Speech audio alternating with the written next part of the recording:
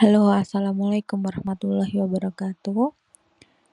Baik, di sini saya akan menjabarkan materi tentang objek kajian sosiologi. Baik, yang pertama-tama perkenalkan, nama saya Anissa Kaila Iriani, NIM 2331410058, kelas PGMI 3B. Di sini saya akan memenuhi tugas mata kuliah Sosiologi dan Antropologi yang ditugaskan untuk tugas ujian tengah semester. Yap, masuk ke dalam materi, apa itu objek kajian sosiologi? Sosiologi adalah ilmu yang mempelajari tentang masyarakat. Nah, objek kajian sosiologi adalah masyarakat. Semua hal yang berhubungan dengan masyarakat, baik itu berbentuk interaksi, tradisi, ataupun budaya, dikaji dalam sosiologi. Loh, banyak banget dong berarti objek kajian sosiologi. Ya, betul banget karena berhubungan sama aktivitas manusia dan masyarakat. Objek kajian sosiologi sangat banyak. Nah, oleh karena itu jenis-jenis objek kajian sosiologi karena berhubungan sama aktivitas manusia dan masyarakat. Objek kajian sosiologi dibagi menjadi dua, yaitu objek material dan objek formal.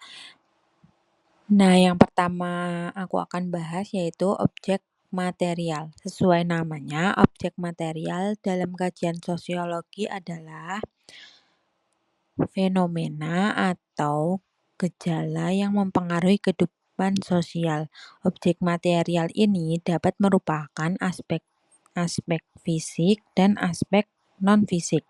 Ya, berikut ini aku akan jabarkan apa itu aspek fisik dan aspek non-fisik.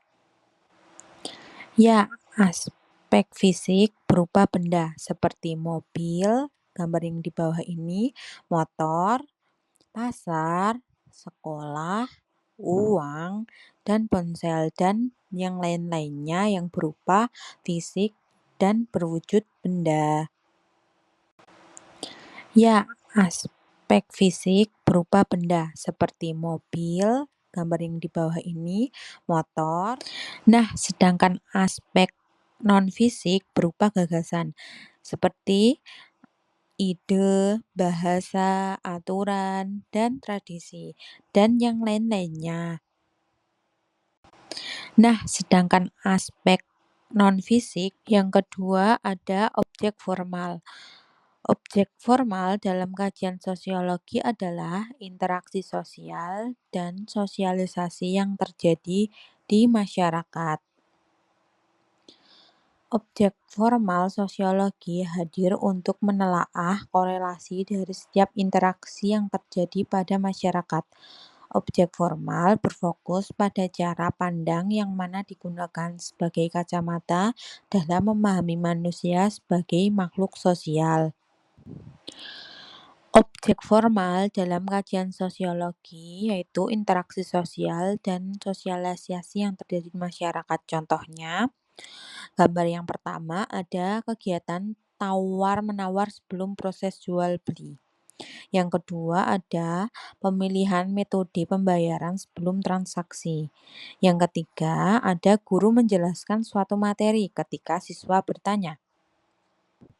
Nah, gimana sih bedainnya objek formal sama objek material?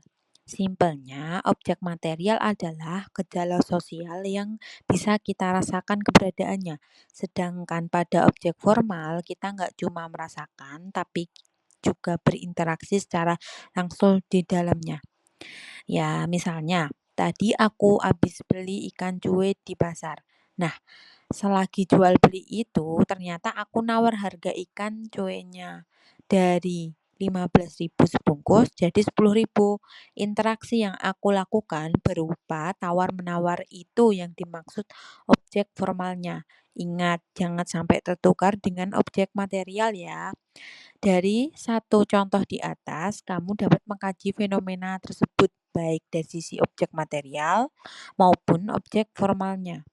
Pasar, uang, ikan cuai masuk ke dalam objek material dari aspek fisik, sedangkan penggunaan uang sebagai alat pembayaran dan penerapan protokol kesehatan masuk ke dalam objek material dari aspek non-fisik.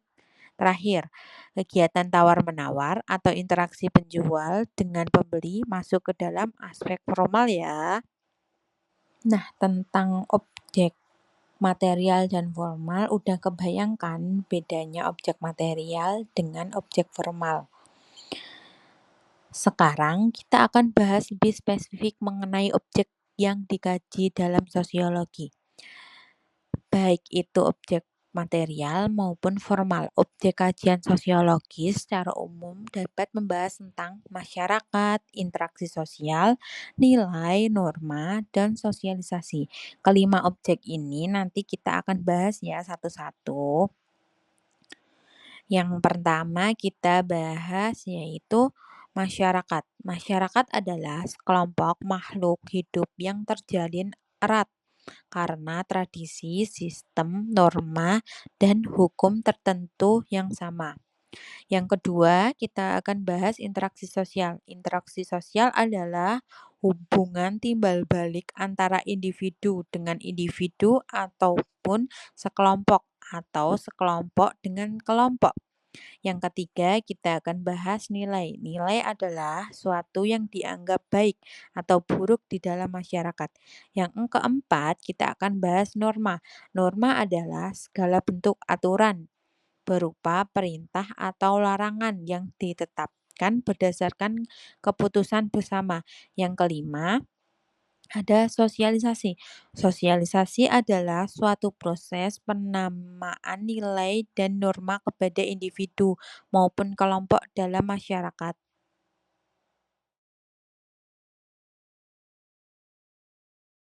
Ya, terima kasih udah mendengarkan dari materi yang tadi aku jelaskan. Semoga paham dan dapat bermanfaat. Sekian, terima kasih. Wassalamualaikum warahmatullahi wabarakatuh.